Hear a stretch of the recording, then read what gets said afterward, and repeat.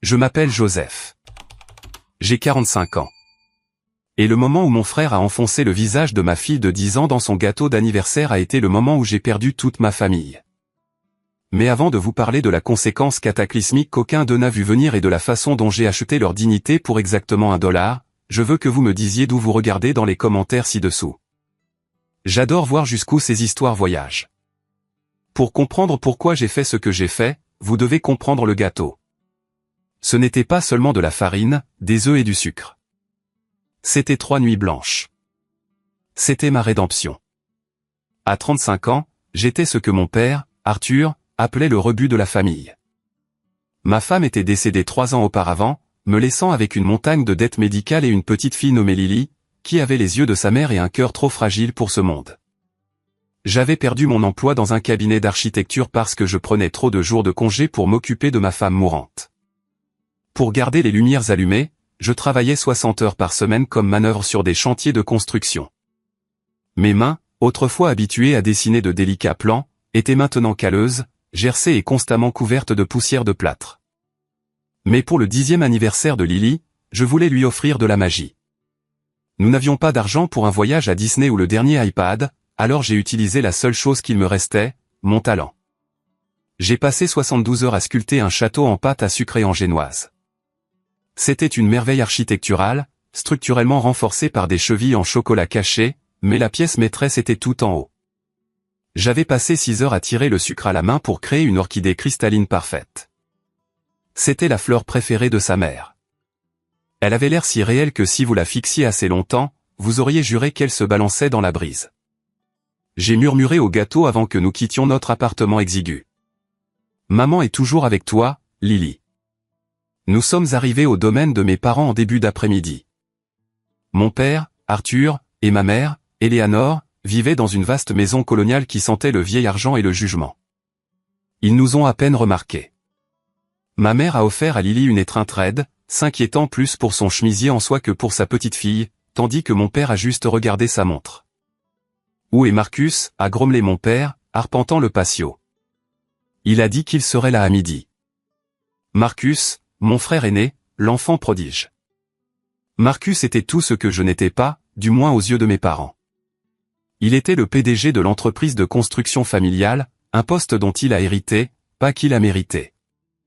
Il était à pas accent grave-l'œil, bruyant et prospère. Du moins, en apparence.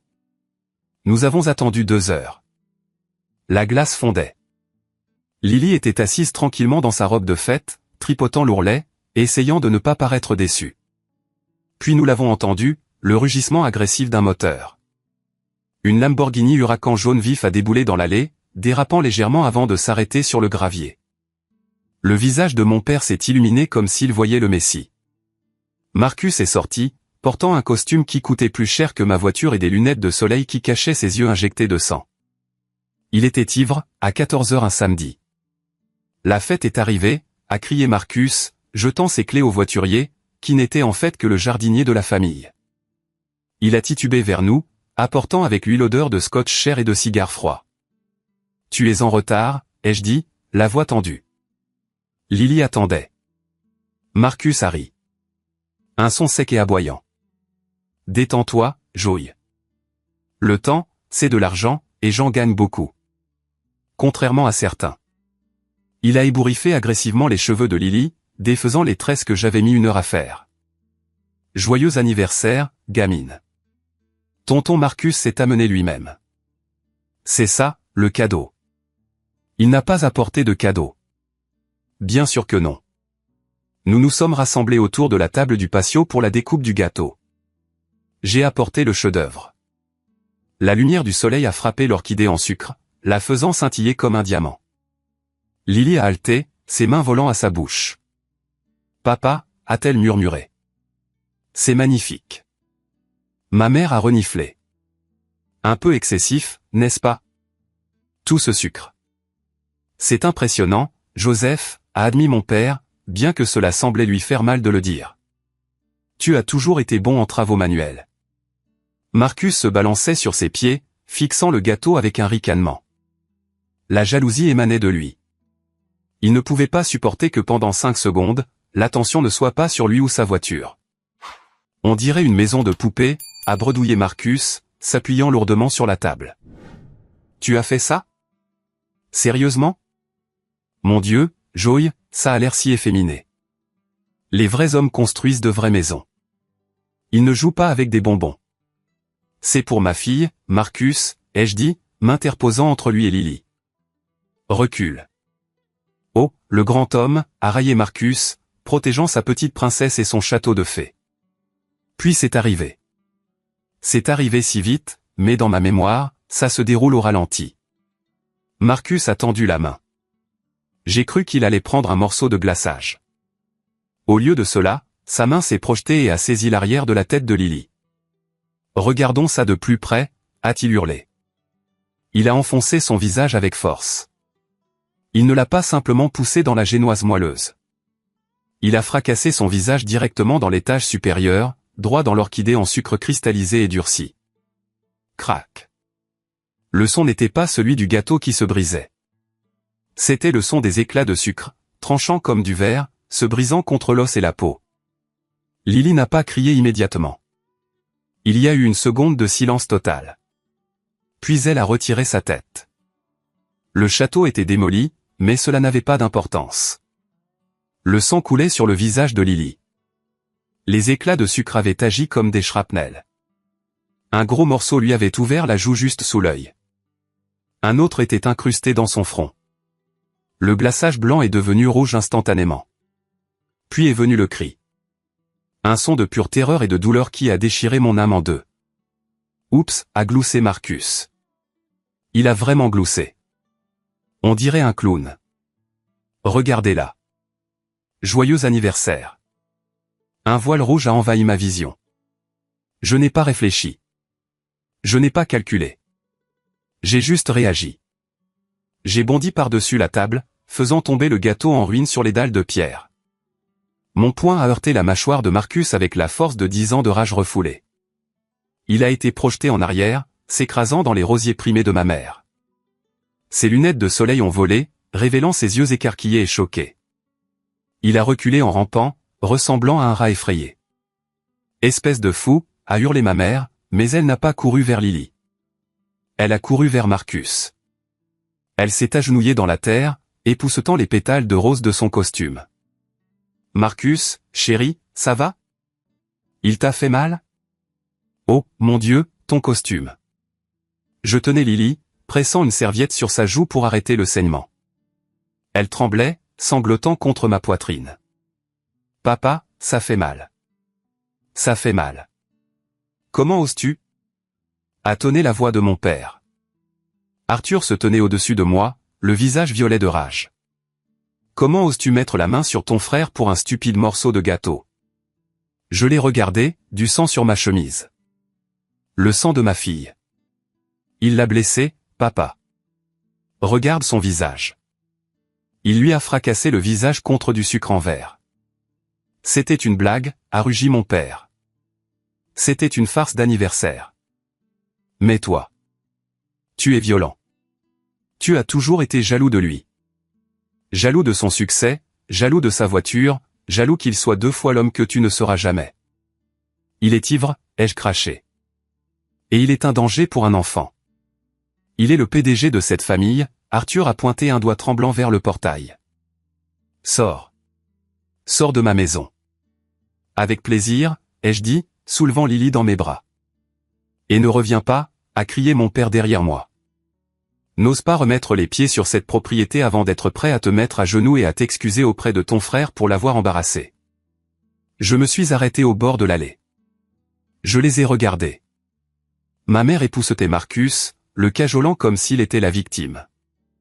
Marcus souriait d'un air suffisant, essuyant un filet de sang sur sa lèvre, me regardant avec un triomphe pur.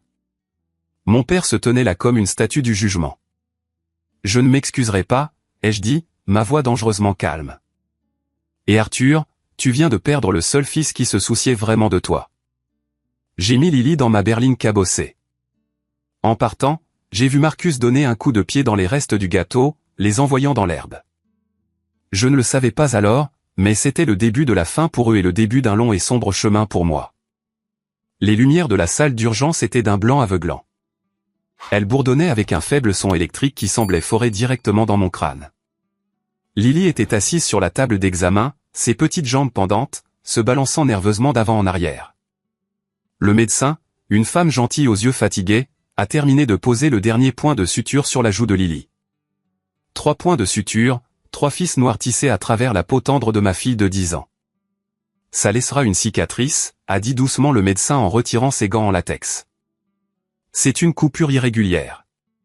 Nous avons fait de notre mieux, mais le sucre a agi comme du verre. C'est allé en profondeur. J'ai caressé les cheveux de Lily. Elle avait enfin cessé de pleurer, épuisée par le traumatisme. C'est une cicatrice de guerre, bébé, ai-je murmuré, comme une princesse guerrière. Lily a touché le pansement délicatement. Mamie ne m'a pas aidé, a-t-elle dit. Sa voix était si petite, si confuse. Pourquoi est-ce que mamie a aidé tonton Marcus au lieu de moi? Cette question m'a brisé plus que la pauvreté, plus que la solitude du veuvage. C'était la prise de conscience que l'amour conditionnel de mes parents avait finalement été exposé à ma fille. Parce que ce sont des gens brisés, Lily, ai-je dit, la mâchoire serrée, et nous n'allons plus laisser leurs morceaux brisés nous blesser. En nous ramenant à la maison cette nuit-là, l'image du visage de mon père me brûlait l'esprit. Tu as toujours été jaloux de lui. L'ironie était amère. L'adoration de mon père pour Marcus n'était pas basée sur la réalité. Elle était basée sur un mensonge. Un mensonge qui avait commencé 15 ans plus tôt, quand j'étais à l'école d'architecture. Je me suis remémoré ce souvenir alors que les lampadaires défilaient. J'avais 22 ans, je travaillais sur ma thèse de fin d'études, le projet Skyline. C'était un concept révolutionnaire pour des logements urbains durables. J'y avais mis toute mon âme. Marcus, qui ratait son diplôme de commerce, était venu me rendre visite dans ma chambre d'étudiant. Il a vu les plans. Il a vu le potentiel. 2 semaines plus tard, lors d'un dîner de famille, mon père a annoncé que Marcus avait présenté un nouveau concept brillant au conseil d'administration de l'entreprise de construction familiale. Il a sorti mes plans. Marcus les avait photocopiés, avait effacé mon nom et mis le sien. Quand j'ai essayé de protester, mon père a ri. « Oh, Joseph, arrête. Tu n'as pas l'esprit des affaires ou une grande vision. Tu es un homme de détail. Marcus est un visionnaire. Apprends de lui. » C'est ce jour-là que j'ai appris que la vérité n'avait pas d'importance pour mon père. Seule l'image du succès comptait, et Marcus, avec son charisme et son manque de morale, était le miroir parfait de la vanité de mon père. J'ai chassé ce souvenir alors que nous nous garions devant notre immeuble. Maison était un mot généreux. C'était un appartement en sous-sol dans un quartier de la ville où les sirènes de police étaient la berceuse nocturne. Les fenêtres étaient au niveau de la rue, ce qui signifiait que nous avions vu sur les pneus des voitures garées et les pieds des piétons. Ça sentait perpétuellement le béton humide et le chou bouilli du voisin du dessus. « J'ai faim, papa », a dit Lily en entrant dans le salon sombre. Le gâteau d'anniversaire, notre dîner, était resté sur la pelouse du manoir, dévoré par les fourmis. J'ai ouvert le frigo. Une brique de lait, une demi-miche de pain et 2 œufs. Œufs brouillés et toast, ai-je dit, forçant une gaieté que je ne ressentais pas. Le petit déjeuner des champions. Cette nuit-là, après que Lily se soit enfin endormie, serrant un ours en peluche, je me suis assis à la petite table de cuisine bancale. J'ai sorti mon portefeuille. J'avais 43 $ pour nous faire tenir 10 jours. Le loyer était dû. La facture médicale pour les points de suture allait bientôt arriver. Mon téléphone a vibré. C'était un texto de ma mère. « Joseph, ton père est très contrarié. Marcus a très mal. Si tu veux arranger ça, reviens demain seul. Nous pourrons discuter de ton statut d'héritier si tu t'excuses. » L'héritage? C'était toujours leur laisse. La promesse d'un futur argent pour contrôler mon comportement présent. J'ai regardé la silhouette endormie de Lily dans le coin de la pièce. J'ai regardé le pansement sur son visage. J'ai répondu, gardez l'argent. J'ai quelque chose de plus précieux dans cette pièce que ce que vous avez dans tout votre compte en banque. Puis j'ai bloqué le numéro. Le lendemain matin, la réalité de l'exil s'est installée. Je n'avais aucun filet de sécurité, aucun soutien familial. J'ai intensifié mon travail. Je travaillais déjà de jour sur le chantier, transportant des sacs de ciment jusqu'à ce que mon dos hurle. Mais ce n'était pas assez. J'avais besoin de plus. J'ai trouvé un travail de nuit chez Imperial Suite, la pâtisserie la plus huppée de la ville. Ils ne m'ont pas embauché pour faire des gâteaux. Ils m'ont embauché pour récurer les sols et laver les bols de mixage de taille industrielle. Mon service commençait à 18 h, juste après que j'ai récupéré Lily chez la voisine qui la gardait, lui donnait à dîner et la couchait. Puis j'allais à la pâtisserie et je travaillais jusqu'à 2 h du matin. C'était épuisant. Mes mains étaient à vif à cause de la chaux du chantier, puis trempées dans l'eau de vaisselle pendant des heures. Ma peau a commencé à peler. Mes yeux avaient des cernes permanents. Mais il y avait quelque chose à propos de cette pâtisserie. En récurant les casseroles, j'observais les chefs pâtissiers. Je les regardais se battre avec la gravité. C'étaient des artistes, oui, mais ils n'étaient pas des ingénieurs. Un soir, environ 3 mois après mon exil, je passais la serpillière près du poste de décoration. Le chef pâtissier, Marco, jurait en italien. Il essayait d'assembler un gâteau de mariage à 5 étages, mais l'étage inférieur ne cessait de bomber sous le poids. « C'est trop lourd », a crié Marco en jetant une spatule. La structure est faible. J'ai arrêté de passer la serpillière. J'ai regardé le gâteau. Je n'ai pas vu de la génoise et de la crème. J'ai vu des murs porteurs et des contraintes de compression. Les chevilles ne sont pas alignées avec le centre de gravité, ai-je marmonné presque pour moi-même. Marco s'est retourné. « Que as-tu dit, le plongeur ?» Je me suis figé. J'avais besoin de ce travail. « Rien, chef. Juste les chevilles. Vous les avez en formation carrée, mais le gâteau est rond. La répartition du poids est inégale. Si vous utilisez une formation triangulaire avec un support central, la charge se transfère sur la base, pas sur le gâteau lui-même. » Marco m'a dévisagé. Les autres pâtissiers ont arrêté de travailler. Le silence était épais. Triangulaire. Marco a regardé le gâteau. Il m'a regardé. « Tu es un bâtisseur, n'est-ce pas ?» « Le jour, oui, chef. »« Lave-toi les mains, » a ordonné Marco. « Viens ici. » Cette nuit-là, je n'ai pas lavé une autre assiette. J'ai aidé Marco à rempiler le gâteau en utilisant un système de chevilles triangulaires. Il tenait parfaitement droit. C'était une petite victoire. Je suis retourné à l'évier la nuit suivante, mais une graine avait été plantée. Je n'étais pas seulement un manœuvre. J'étais un architecte. Et je commençais à réaliser que l'architecture ne s'appliquait pas seulement au béton et à l'acier. Elle s'appliquait au sucre et à la farine. J'ai économisé chaque centime. J'ai acheté des livres d'art pour Lily. Je me suis acheté des livres de pâtisserie avancée. Pendant ce temps, silence de ma famille. Pas d'excuses. Pas de nouvelles de Lily. J'ai entendu dire par des oui-dire que Marcus avait acheté une nouvelle voiture de sport. Qu'ils gardent leur voiture, pensais-je, en récurant une casserole brûlée jusqu'à ce que mes jointures saignent. Je construis quelque chose de plus solide. 6 mois après le début de ma double vie, la tempête a éclaté. C'était un mardi après-midi. J'étais à la pâtisserie plus tôt parce que la pluie avait arrêté le chantier de construction. L'atmosphère dans la cuisine était frénétique. La panique flottait dans l'air comme une odeur de sucre brûlé. La fille du maire Thompson se mariait le samedi. Imperial Suite avait été chargée de créer le gâteau de mariage du siècle.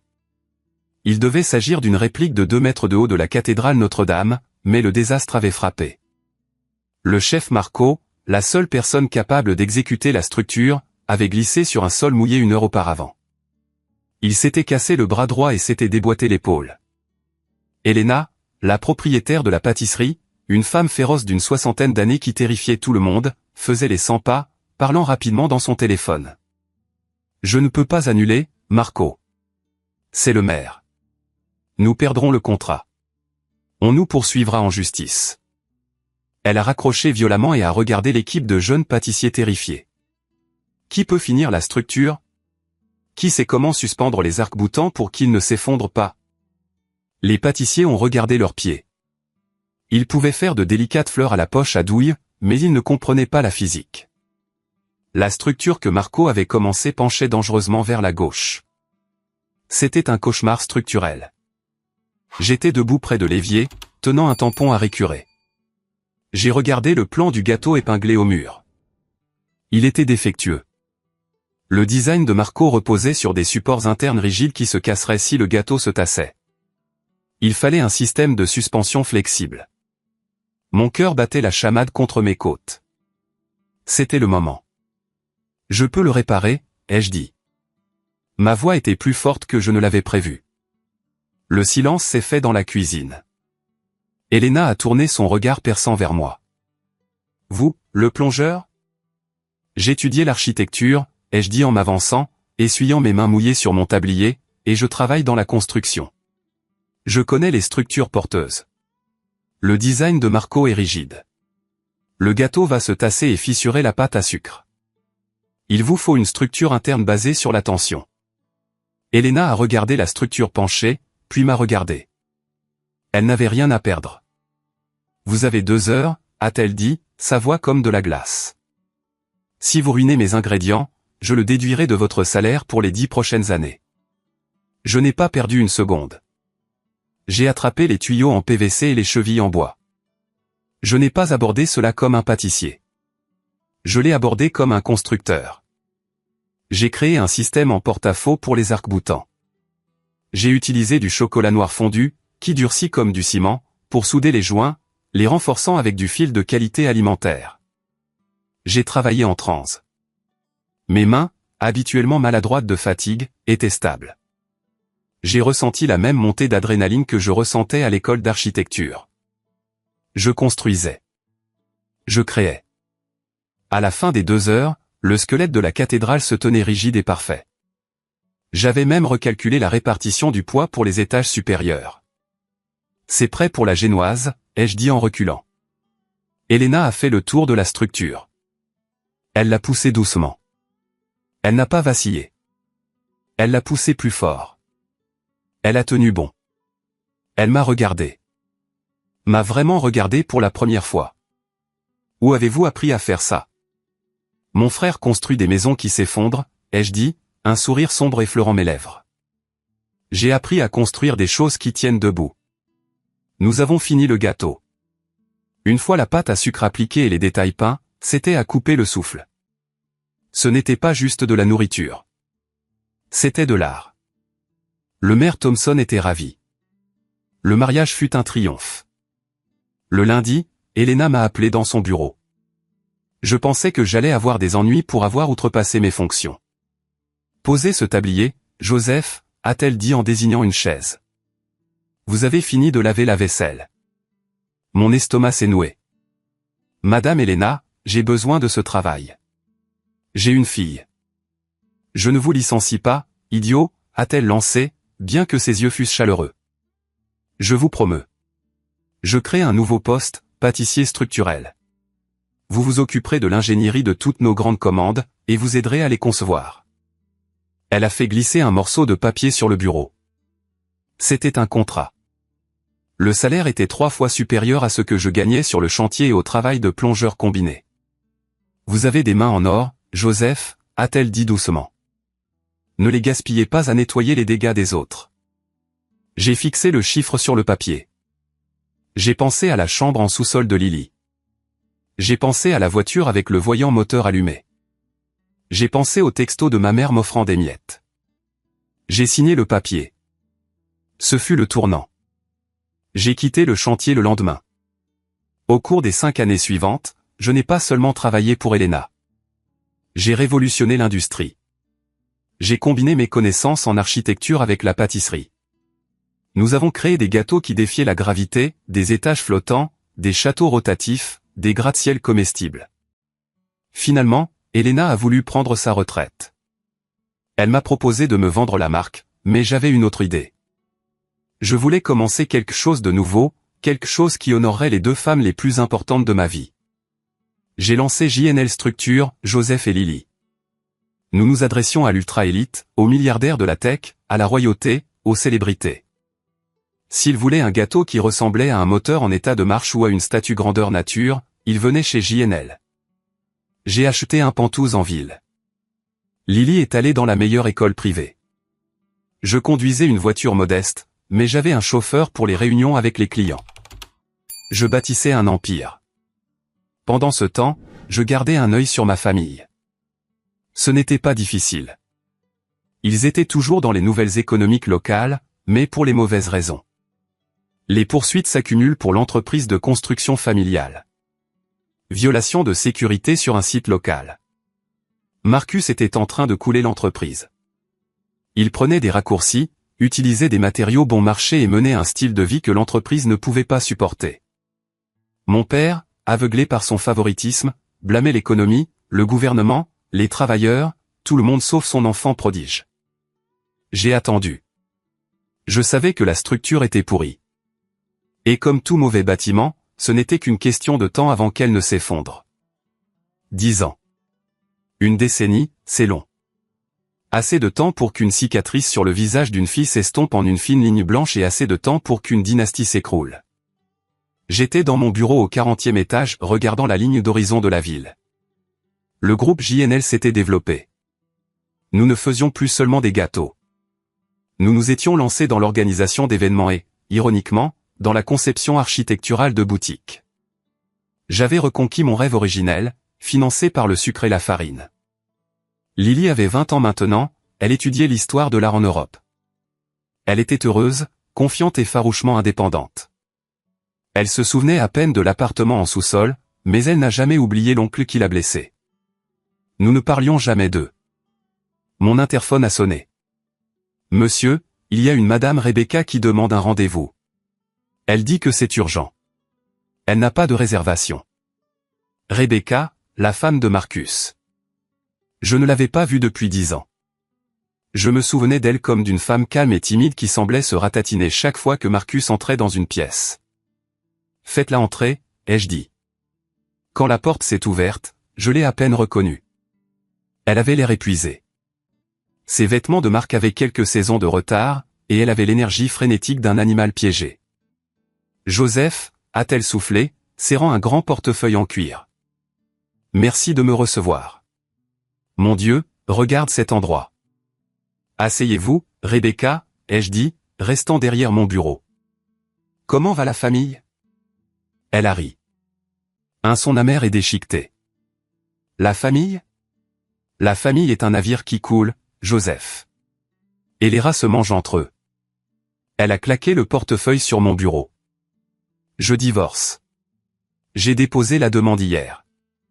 Je suis désolé de l'apprendre, ai-je dit, bien que ce ne soit pas le cas. Ne le soit pas. J'aurais dû le faire il y a des années, mais il a menacé de prendre les enfants, Lucas et Ava. Il a dit qu'il m'enterrerait sous les frais de justice. Elle a pris une profonde inspiration tremblante. Mais il ne peut plus m'enterrer maintenant, parce que j'ai ça. Elle a ouvert le portefeuille.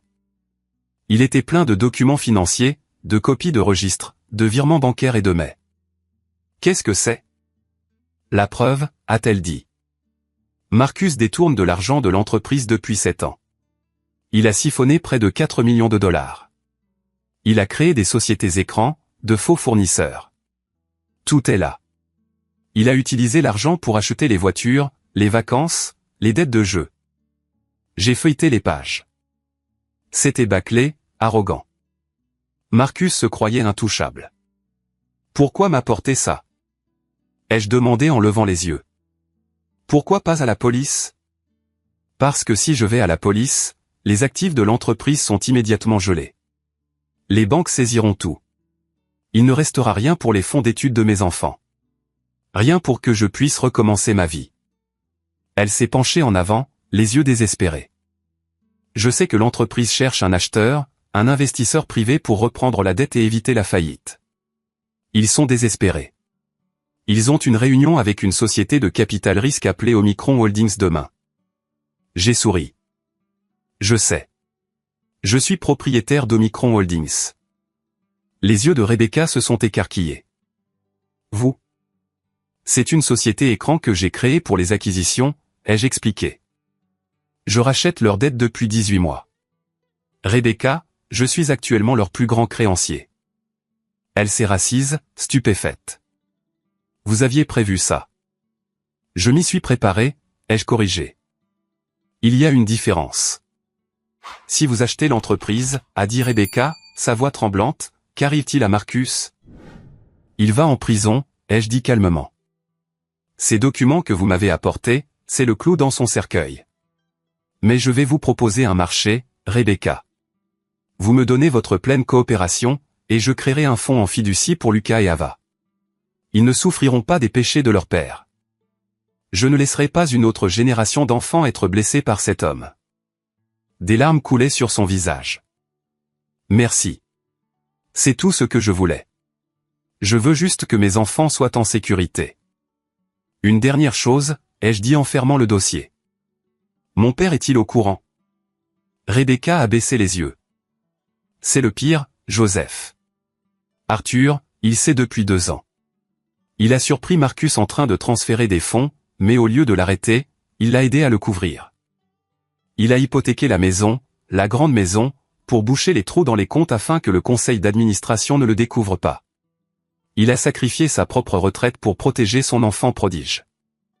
J'ai senti une froideur s'installer dans ma poitrine, une prise de conscience finale et glaciale. Mon père n'était pas seulement une victime de la manipulation de Marcus. Il était un complice. Il avait choisi Marcus plutôt que l'honnêteté, plutôt que l'entreprise, et certainement plutôt que moi, encore et encore. Merci, Rebecca, ai-je dit en me levant. Rentrez chez vous, serrez vos enfants dans vos bras. Demain, tout change. Après son départ, j'ai appelé mon assistant, Sterling, qui était aussi mon conseiller juridique. Annulez mes réunions de demain matin, ai-je dit.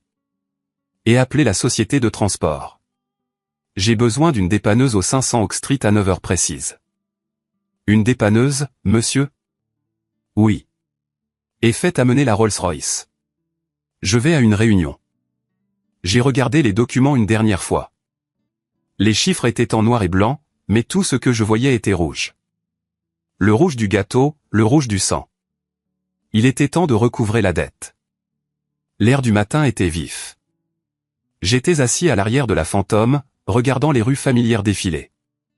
C'était le quartier où j'avais grandi, mais il me semblait maintenant un pays étranger. Nous sommes entrés dans le parking de Harrison Construction. Le bâtiment avait l'air fatigué. La peinture s'écaillait et l'aménagement paysager était envahi par la végétation. C'était une manifestation physique du leadership de mon père. Et elle était là, juste au centre des places de direction, occupant 2 espaces en diagonale. Une Lamborghini jaune vif. Ce n'était pas la même qu'il y a 10 ans. Il l'avait échangée, mais c'était la même arrogance. Même alors que l'entreprise brûlait, Marcus devait avoir l'air d'un roi. Arrêtez-vous ici, ai-je dit à mon chauffeur. Nous sommes restés au ralenti près de l'entrée. J'ai vérifié ma montre. 8h55. Une dépanneuse à plateau lourd a tourné au coin, ses gyrophares ambrés clignotants. Elle était à l'heure. Le chauffeur de la dépanneuse, un homme costaud nommé Mike que j'avais engagé personnellement, a reculé vers la Lamborghini. Je suis sorti de la Rolls-Royce. Mon costume était en laine italienne sur mesure, assez tranchant pour couper du verre. J'ai ajusté mes manchettes et j'ai regardé. Mike a accroché la Lamborghini. L'alarme s'est mise à hurler. Un cri perçant et rythmé qui a déchiré le silence matinal. Les portes d'entrée de l'immeuble de bureau se sont ouvertes en grand. Marcus est sorti en trombe, suivi de mon père. Qu'est-ce que vous foutez » a crié Marcus en courant vers le camion. Il avait l'air plus vieux, plus bouffi. Le gonflement dû à l'alcool était évident sur son visage. C'est une voiture à 200 000 $. Posez-la. Mon père, Arthur, était juste derrière lui, l'air frêle et gris. Je vais appeler la police. C'est du vol. Mike les a ignorés, treuillant la voiture sur le plateau incliné. Le pare-choc jaune a raclé bruyamment contre la rampe métallique. Une rayure, a hurlé Marcus. Vous l'avez rayé. Je vais vous poursuivre. Tu ne peux poursuivre personne, Marcus, ai-je dit. Ma voix n'était pas forte, mais elle a percé le bruit. Ils se sont tous les deux retournés. Ils ont d'abord regardé la Rolls-Royce, confus. Puis ils m'ont regardé. Ça a pris un moment. 10 ans, c'est long. J'avais une barbe maintenant. J'étais plus large. Je me tenais plus droit. Joseph, a murmuré mon père. Il a plissé les yeux comme s'il essayait de réconcilier le souvenir du manœuvre en t-shirt sale avec l'homme qui se tenait devant lui. Toi, a ricané Marcus, bien que ses yeux se soient dirigés nerveusement vers ma voiture. Qu'est-ce que tu fais ici? Tu as trouvé un travail de chauffeur pour les investisseurs? Il a ri, mais c'était un son faible et creux. Dis à ton patron de dire à cet idiot de poser ma voiture. Je n'ai pas de patron, Marcus, ai-je dit en marchant lentement vers eux. Et cette voiture ne t'appartient pas. Elle appartient à l'entreprise. Et comme l'entreprise est en défaut de paiement sur ses prêts, les actifs sont en cours de liquidation. Pour qui diable te prends-tu, a exigé Arthur, essayant de retrouver son ancienne autorité. On t'avait dit de ne jamais revenir. Je ne suis pas ici pour une visite, Arthur, ai-je dit froidement. Je suis ici pour la réunion de 9 heures. Je suis au Micron Holdings. Le silence qui a suivi était absolu. Le seul son était le cliquetis métallique du treuil resserrant les chaînes sur la Lamborghini. Toi. Tu es l'investisseur, a balbutié Arthur. Son visage est devenu pâle. Je suis le créancier, ai-je corrigé. Allons-nous à l'intérieur ou voulez-vous faire des affaires sur le parking pendant qu'il remorque le jouet de votre fils? Emmenez-la, Mike, ai-je signalé au chauffeur. Non. Non. Marcus a couru après le camion alors qu'il s'éloignait, mais il a rapidement abandonné, haletant. Il s'est retourné vers moi, le visage tordu de haine. Tu ne peux pas faire ça. C'est mon entreprise. Voyons ce que disent les papiers, ai-je dit et je suis passé devant eux pour entrer dans le bâtiment. La salle de conférence sentait le café rassis et le désespoir. Ma mère, Eleanor, était là aussi. Elle a semblé choquée de me voir. Joseph, a-t-elle haleté en se levant. Elle a regardé mon costume. Puis mon père. Que se passe-t-il? Assieds-toi, Eleanor, a croassé Arthur, s'enfonçant dans sa chaise. Il avait l'air d'avoir vieilli de 10 ans en 5 minutes. Je me suis assis en bout de table. Mon avocat, Sterling, a posé une pile de dossiers. Allons droit au but, ai-je dit. Je sais que l'entreprise est insolvable. Je sais que vous devez 12 millions à la banque. Je sais que vous devez 3 millions aux fournisseurs, et je sais que vous avez 3 mois de retard sur les salaires. Nous avons juste besoin d'un prêt-relais, a dit Marcus, essayant de retrouver son calme. Il était assis en face de moi, en sueur. Nous avons de gros contrats à venir. Les tours Skyline. Le projet des tours Skyline est à l'arrêt depuis 6 mois parce que vous avez échoué à l'inspection structurelle, ai-je interrompu. Parce que vous avez utilisé du béton de mauvaise qualité. Marcus a tressailli. Je ne suis pas ici pour vous accorder un prêt, ai-je dit. Je suis ici pour acheter l'entreprise. Nous ne vendrons pas pour moins de 20 millions, a dit Arthur, essayant de négocier. La valeur de la marque à elle seule. La marque est toxique, ai-je dit. Je propose de prendre en charge toutes les dettes. Je paierai aux employés les salaires que vous leur avez volés. Je paierai les fournisseurs. Et qu'est-ce qu'on y gagne, a demandé Marcus avec avidité. Quelle est la contrepartie pour les propriétaires? J'ai mis la main dans ma poche. J'ai sorti un seul billet de $1, impeccable. Je l'ai posé sur la table en acajou et je l'ai fait glisser vers mon père. $1, ai-je dit. C'est une blague, Marcus a frappé la table de sa main. $1? Tu es fou? Ce n'est pas une blague, ai-je dit. C'est le prix de votre dignité. Prenez-le et je couvre les dettes. Laissez-le et je m'en vais. La banque saisit demain. Vous perdez la maison, les voitures, tout. Et vous ferez face à une enquête pour fraude sans avocat parce que vous ne pourrez pas vous en payer un. Fraude? La voix de ma mère tremblait. Quelle fraude? J'ai regardé Marcus. Il était blanc comme un linge. On y va, Marcus, ai-je demandé doucement. Ou je dois montrer les diapositives. Marcus a regardé son père. Arthur a regardé la table, refusant de croiser le regard de quiconque. Signez les papiers, ai-je dit.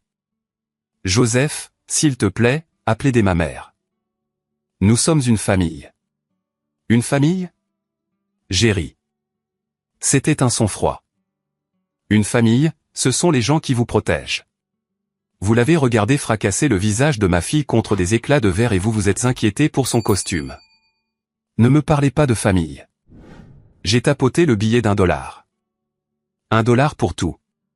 Tic-tac. Arthur a pris le stylo d'une main tremblante. Il a regardé Marcus, puis moi. Il a réalisé qu'il n'avait pas le choix. Il a signé. Fait, ai-je dit en me levant. Maintenant, sortez de ma chaise. L'encre était à peine sèche sur le contrat que l'atmosphère dans la pièce est passée du désespoir à la confusion. Mon père, Arthur, était affalé sur sa chaise, fixant le billet de $1 comme si c'était un serpent venimeux. Marcus faisait les 100 pas, se tordant les mains. D'accord, marmonna Marcus. Tu as acheté l'entreprise. Très bien. Tu as marqué ton point, petit frère. Maintenant, quel est le plan? Je suppose que je reste en tant que PDG. Je veux dire, je connais les clients. Tu as besoin de moi pour la transition. J'ai regardé Sterling, mon avocat. Sterling a réprimé un sourire narquois et a connecté son ordinateur portable au projecteur de la salle de conférence. Assieds-toi, Marcus, ai-je ordonné. Je dis juste que tu ne peux pas diriger ça sans moi, a insisté Marcus en tirant une chaise. Je suis la vision. La vision, ai-je répété. Sterling, diapositive 1, s'il vous plaît. Un tableur est apparu sur l'écran derrière moi. Qu'est-ce que c'est? Marcus a plissé les yeux. C'est un registre des paiements à Golden Horizon Supply, ai-je dit. Un fournisseur qui a facturé à cette entreprise $4,2 millions au cours des 7 dernières années pour des matières premières. Et alors? Le béton coûte cher, a dit Marcus, bien que sa voix se soit cassée. Golden Horizon Supply n'existe pas, ai-je dit. C'est une société écran enregistrée aux îles Caïmans. Le seul signataire, c'est toi, Marcus. Ma mère a halté. Marcus, de quoi parle-t-il? C'est un mensonge, a crié Marcus en se levant d'un bond. Il invente tout ça. Diapositive 2, ai-je dit. Des copies de virements bancaires sont apparues, de Golden Horizon directement à un concessionnaire de voitures de luxe, à un casino de Vegas, à un service de location de jet privé. Tu as volé $4 millions à l'entreprise, ai-je dit, ma voix s'élevant. Tu ne l'as pas seulement coulé. Tu l'as pillé. Tu as volé les travailleurs. Tu as volé le fonds de pension. Maman, ne l'écoute pas, a hurlé Marcus en regardant Eleanor. Et voici la partie la plus intéressante, ai-je dit en me tournant vers mon père. Diapositive 3. Une chaîne de mails est apparue.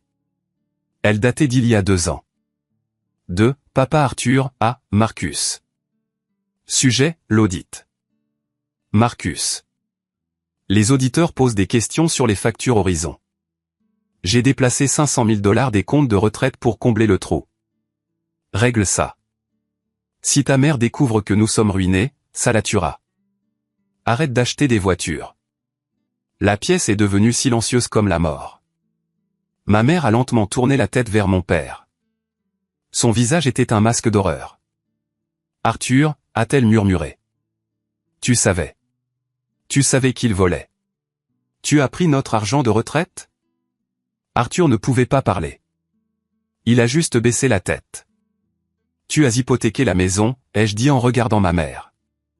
Tu penses que c'était pour le ralentissement du marché? Non. Papa a signé la 2e hypothèque pour couvrir les dettes de jeu de Marcus. Je devais le faire, a balbutié Arthur, des larmes coulant de ses yeux. C'est mon fils. Je ne pouvais pas le laisser aller en prison. Je pensais qu'il allait se ressaisir. Tu pensais qu'il était l'enfant prodige, ai-je terminé pour lui.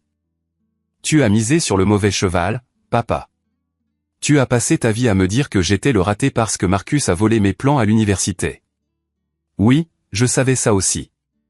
Et tu t'es convaincu qu'il était un génie, mais il n'était qu'un parasite. Je me suis approché du bout de la table. Marcus, tu es viré, ai-je dit, avec effet immédiat. La sécurité attend dehors pour t'escorter et la police attend dans le hall.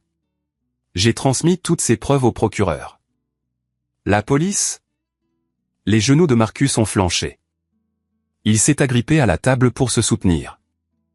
Papa, fais quelque chose. Arthur n'a pas bougé. C'était un homme brisé. Et toi, Arthur, ai-je dit, tu es viré du conseil d'administration. Tu n'as pas de pension parce que tu as laissé Marcus la voler. Tu n'as pas d'action parce que tu viens de me les vendre pour $1. Joseph, a pleuré ma mère, tendant la main pour saisir la mienne. S'il te plaît, où irons-nous? La maison. La banque possède la maison, maman, ai-je dit en retirant ma main. Vous serez expulsé dans 30 jours. Je vous suggère de commencer à chercher un petit appartement. Peut-être cette résidence pour retraités dans l'est de la ville. J'ai entendu dire que c'est abordable. Comment peux-tu être si cruel, a-t-elle sangloté. Je suis ta mère. Cruel? Je me suis penché près d'elle. Cruel, c'est de regarder sa petite fille saigner et de s'inquiéter pour un costume. Cruel, c'est de laisser son fils vivre dans un sous-sol pendant que vous êtes assis dans un manoir financé par la fraude. Je ne suis pas cruel, mère. Je suis juste. C'est le monde que vous avez construit. Je vous laisse juste y vivre. Des gardes de sécurité sont entrés dans la pièce. Ils ont pris Marcus par les bras. Il pleurait maintenant, sanglotant comme un enfant, suppliant son père de l'aider. Mais Arthur fixait juste la table.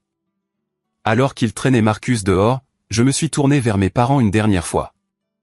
Je garderai l'entreprise, ai-je dit. Je la renommerai. Je la rendrai honnête. Mais vous deux, vous avez terminé. Je suis sorti de la salle de conférence, les laissant dans le silence de leur propre ruine. En retournant à la Rolls-Royce, j'ai pris une profonde inspiration. L'air ne sentait pas la vengeance. Il sentait la justice. Les jours qui ont suivi le massacre de la salle de conférence ont été un tourbillon de paperasse juridique et de retombées publiques. Le cycle des nouvelles s'en est donné à cœur joie. Une dynastie locale de la construction s'effondre, criaient les gros titres. L'enfant prodige arrêté pour une fraude de plusieurs millions de dollars. Pour une fois, l'histoire ne portait pas sur le brillant Marcus et son malheureux frère. Elle portait sur le voleur et l'homme qui l'a arrêté. Mais la vraie histoire n'était pas dans les journaux. Elle se déroulait dans le silence du manoir de mes parents. Un silence qui allait être rompu par le marteau d'un commissaire-priseur lors d'une vente pour saisie. 30 jours. C'était le délai que la banque avait donné à Arthur et Eleanor pour quitter la propriété. Je ne suis pas allé là-bas pour les regarder emballer. Je n'avais pas besoin de les voir mettre leur argenterie dans des boîtes en carton pour savoir qu'ils souffraient. Mais ma mère, Eleanor, n'était pas prête à lâcher prise. Elle croyait encore que tout pouvait être arrangé avec un geste poli et un coup de balai sous le tapis. Elle croyait encore que la famille, sa définition du moins, pouvait être utilisée comme monnaie d'échange pour racheter son confort. 2 semaines après la prise de contrôle, un paquet est arrivé à mon Pentouse. Il était emballé dans un papier épais de couleur crème avec un ruban de soie. Cher, de bon goût. Il était adressé à Lily. Je me suis assis à l'îlot de ma cuisine, fixant la boîte.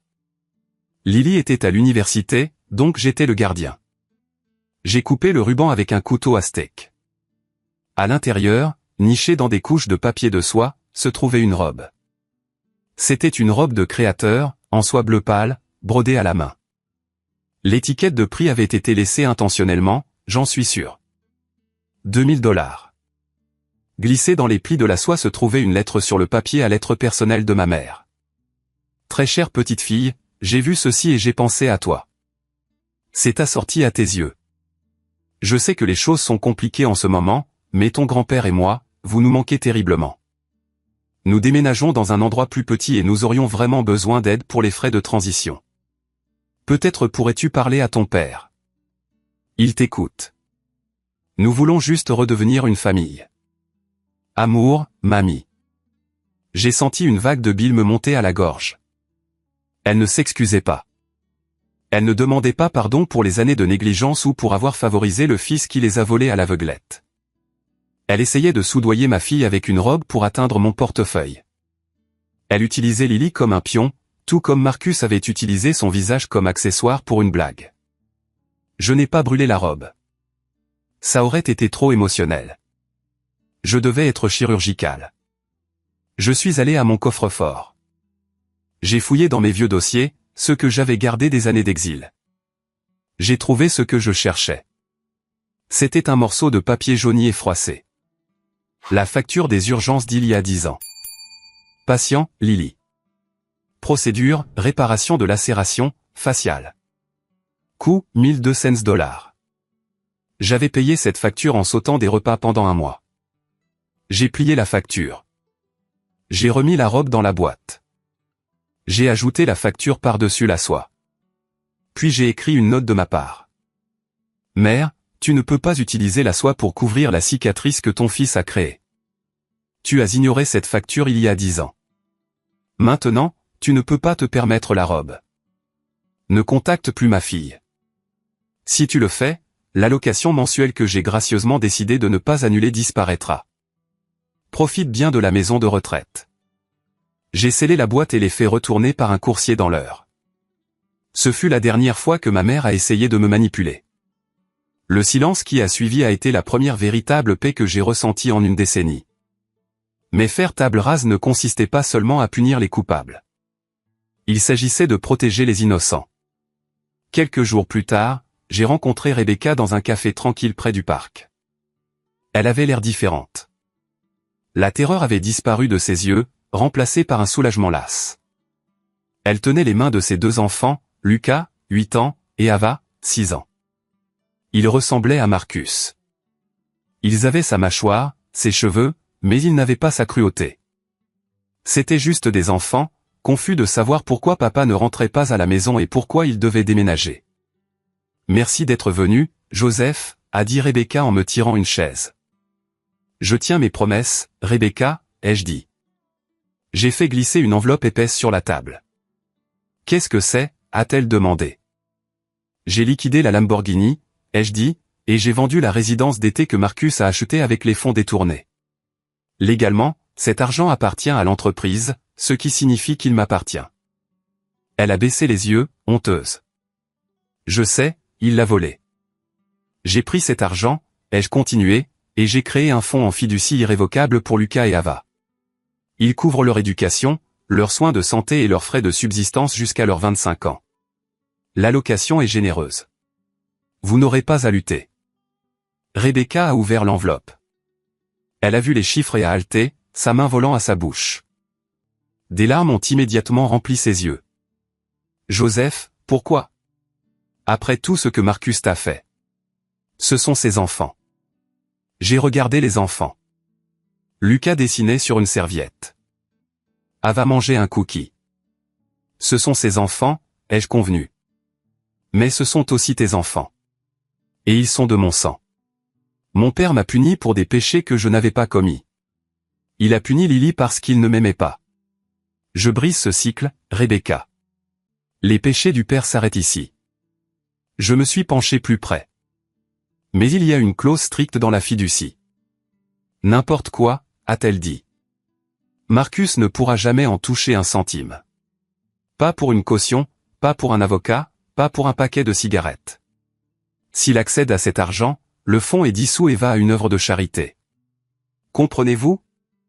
Il ne le fera pas, a promis Rebecca, un regard dur apparaissant dans ses yeux. Il est en prison, Joseph. Et quand il sortira, il ne s'approchera pas de nous. J'ai déposé l'ordonnance restrictive hier. Bien. Je me suis levé et j'ai regardé les enfants une dernière fois. Dites-leur. Dites-leur que tonton Joseph veille sur eux. Mais ne les amenez pas me voir. Pas encore. Il lui ressemble trop. C'était une chose difficile à dire, mais c'était la vérité. J'étais prêt à payer pour leur avenir, mais je n'étais pas prêt à avoir les fantômes de mon frère courant dans mon salon. La guérison prend du temps. Je suis sorti de ce café en me sentant plus léger. J'avais dépouillé mes parents de leur richesse non méritée. J'avais mis mon frère derrière les barreaux, et je m'étais assuré que la prochaine génération n'aurait pas à mourir de faim ou à mendier. J'avais acheté l'entreprise pour $1. Mais le coût du nettoyage du désordre était inestimable.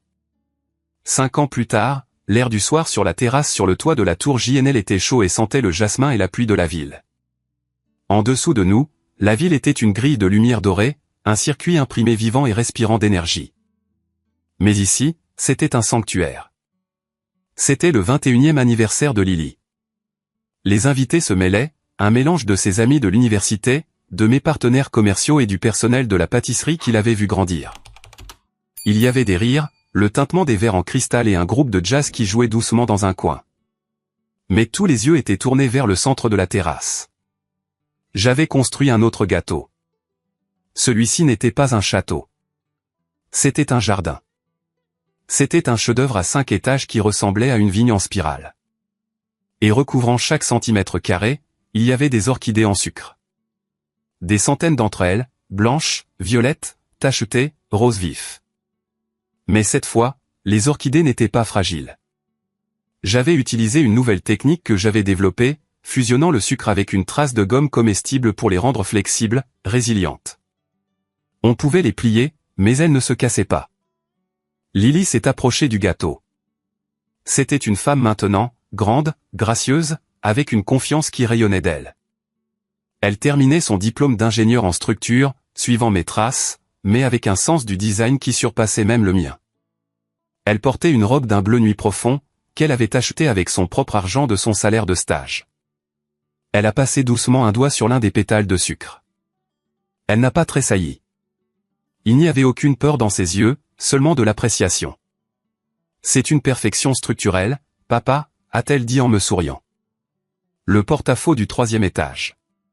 Risqué, mais brillant. J'avais un bon consultant, ai-je fait un clin d'œil, trinquant mon verre de champagne contre le sien. Tu sais, a-t-elle dit, sa voix baissant un peu pour que je sois le seul à entendre, j'ai reçu une lettre de la prison aujourd'hui. Mon sourire a légèrement faibli. Marcus. Il est éligible à la libération conditionnelle dans 6 mois, a-t-elle dit. Il a écrit pour dire qu'il a trouvé Dieu et veut faire amende honorable. Il n'a pas trouvé Dieu, ai-je dit sèchement. Il a découvert qu'il est fauché et qu'il a besoin d'un endroit où crécher. Lily a ri. C'était un son libre, sans fardeau. Je sais. J'ai brûlé la lettre. Je ne l'ai même pas ouverte complètement. J'ai juste vu l'adresse de l'expéditeur et je l'ai jetée dans la cheminée. Et tes grands-parents, ai-je demandé. Je demandais rarement de leurs nouvelles. J'ai entendu dire par un cousin qu'ils sont toujours dans ce petit appartement, a dit Lily en haussant les épaules. Papy regarde la télé toute la journée. Mamie se plaint à quiconque veut bien l'écouter de la façon dont son fils ingrat a volé son héritage. Ils sont malheureux, papa. Mais ils sont malheureux ensemble. Elle m'a regardé, ses yeux intenses. Est-ce que tu te sens parfois mal d'avoir tout pris? J'ai regardé la ville. J'ai pensé au billet de $1 que j'avais fait glisser sur la table en acajou. J'ai pensé à la Lamborghini remorquée. J'ai pensé à l'appartement en sous-sol où nous mangions des œufs brouillés pour le dîner pendant 3 ans. Non, ai-je dit honnêtement. Je ne me sens pas mal. Je me sens équilibré. Équilibré, a-t-elle répété en hochant la tête. Ils avaient le choix, Lily. Chaque jour, ils avaient le choix. Ils ont choisi la voiture plutôt que l'enfant.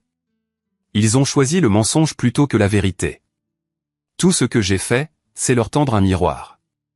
S'ils n'ont pas aimé ce qu'ils ont vu, c'est leur problème. J'ai passé mon bras autour de ses épaules. Regarde cette fête. Regarde ces gens.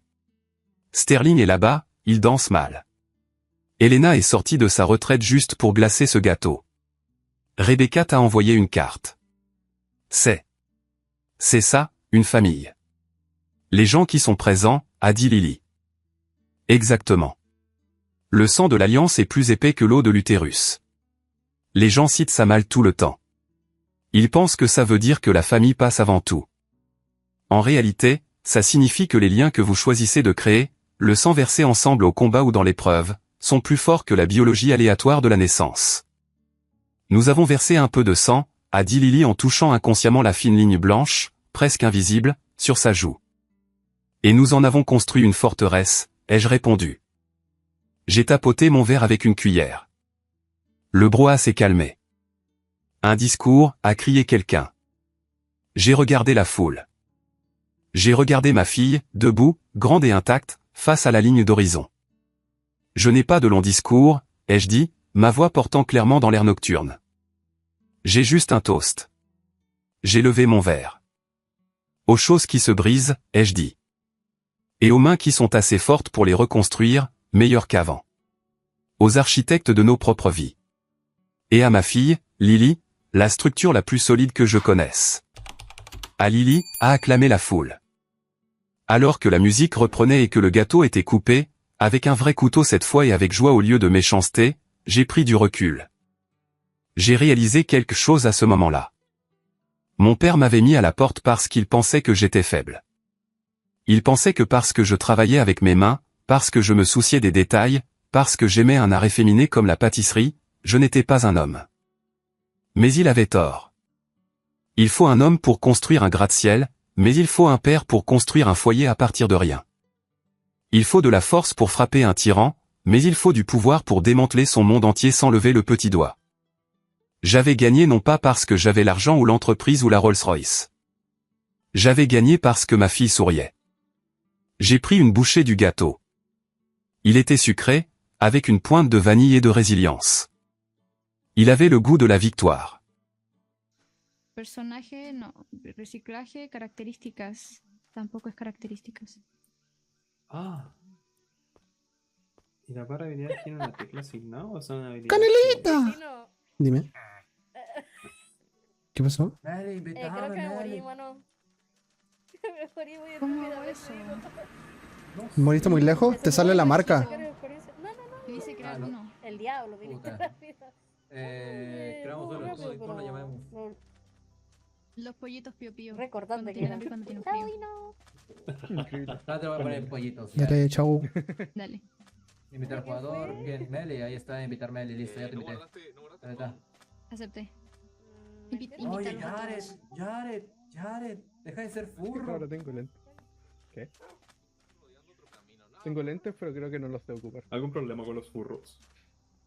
No, pero Yo que tú puedo- eres yo ahora Muy no bien. puedo decir lo steampunk. mismo. Pero parece que sí lo sé usar. Increíble. A ver, ¿cómo se hace? Cero cangrejo, Jared.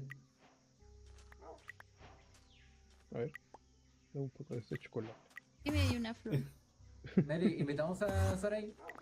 Obvio, obvio. Talentos. Sarai, La aceptar barra la de invitación, talentos. Sarai. Aquí está. Ah, pero ¿cómo acepto? Pon el Pre- signo presiona- más de tu teclado. Ahí te va a sí, decir o si no, igual. presiona el inventario y ves como unas manos ahí. Unas manos. Necesario unas manos. Unas manos. eso. O sea, el inventario presiona. ¿Ves como una parte abajo de centro de mini? Ah, ya lo vi. Ahí donde dice indicaciones. Delimitación. ¿Qué? Pollitos piu piu, tremendo nombre. Tremendo nombre, ya ves. Es Buenísimo un ese nombre nombre. hermoso. Ya lo dijo Meli. Meli, ¿te acuerdas dónde está la.? Ah, bueno. ¿Son para mí? ¿Ah? ¿Te acuerdas en qué parte estaba la vuelta de la cosa? A Al ver, sur. estamos aquí. déjame ver cuerpo a cuerpo. Está al sur. Yo pensé que era el Tren al sur. Aumento de armadura. ¿Es el Salud. norte o es el sur? Fuerza. Ah, yo creo que lo suyo sería Esta parte hacernos es. más o menos tanque. A ver, es norte, sur. Necesitamos un este, soporte. oeste. Es noreste. Yo soy tanque. O sea, estoy como luchador. Yo soy daguero. Meli. Yo soy de luchador. Perdón, Así que, oye, siempre se me espere, olvida. Hacia allá si está el queda suroeste. el cadáver o algo así. No, fue el entonces mero este Es es que norte. no sé si alcanzaron a sacar los diamantes que habían ahí Este donde es me morí. norte, sí, allá es norte. ¿Cómo se queda el Allá cadáver? es oeste. Entonces, Donde me sureste. morí Sí, habían eso. diamantes Sí, que tú- no pudieron sacar. No, no estábamos ahí. Voy para allá. Espérate, esperemos Jared. Zonas. ¿Dónde, ¿Jared? dónde está? Está arriba ya, hueveando. Mono de mierda. Ah, Ya. Oye, ¿cómo formamos el equipo? ¿Cómo creamos el equipo? ya, pues, ¿cómo no? Sarai, ¿qué clase te elegiste, Sarai? ¿Qué nos vamos, cómo nos vamos a llamar? No leí esto Brujo. todavía. Nos vamos a llamar. ¿Pero Ah. cómo se le hace? ¿Con la H? El Jared. El tenía buen manten- nombre. y arriba la ¿Y gemita. qué eres tú, Nathan? Y a la derecha, Yo soy nigromante. a la derecha salen dos espadas cruzadas. Literalmente todos somos magos. En Ya, algún tipo de aunque mago. yo tengo pensado cambiarme. Ya que Puedes no elegir me- hasta máximo dos No me clases. dejaron ponerme, por lo tanto, ¿qué es esto? Luchador. Voy a ir por guerra, cruzado. Voy a ser tanque de guachito. Oh, muchas gracias. ¿Qué tal? Bienvenida, bienvenido. Es que tengo pensado irme cronomante, pero siento que ¿Qué no son tiene ustedes? buena pinta. Yo soy daguero. Te digo, ¿Ustedes qué te digo dicen? específicamente para no mentir. Yo soy de la clase luchador, pero el que tiene como un puño como con rayito. Ya. sé qué elegir. ¿Cuál es Puedo tener el todo. canalla? Yo soy Me sale como inteligente. Sí, ese canalla. El canalla. Sí Escoja. eres. El canalla. Sí, eres muy inteligente. Eh, ¿Cómo nos vamos a llamar? Tiene Grupo. tótems, Emily. ya. Calzones rotos. No tengo tótem. Yo tengo algunos en mi mochila. Un poco de este chocolate. Tengo este que es un poquito raro. Y ya porque ¿Cómo además funciona? ni yo sé, ahí tenemos que ver. No me acuerdo qué decía el otro, se me olvidó. Esto me sale Oh, como esas paleta. ovejas, Oh. pero no sé Dame qué. paleta. Oh, Ojito. oh, y vamos a hacer un castillo muy bonito. Mira, ya les tengo Voy a esto. buscar- Oye, Jared, no sé si. Jared, toma, quiero ponte buscar el esta weá. diamante que ¿Qué estaba nivel eres? Donde me morí. Pastor. Tú moriste para allá, ¿no? Sí. Yo soy arquero, pero no te puedo hacer esto. Vale que no merezco, Gimme, pero gimme. no Oh. lo quiero, Ah, dale, por dale. eso me voy. Que la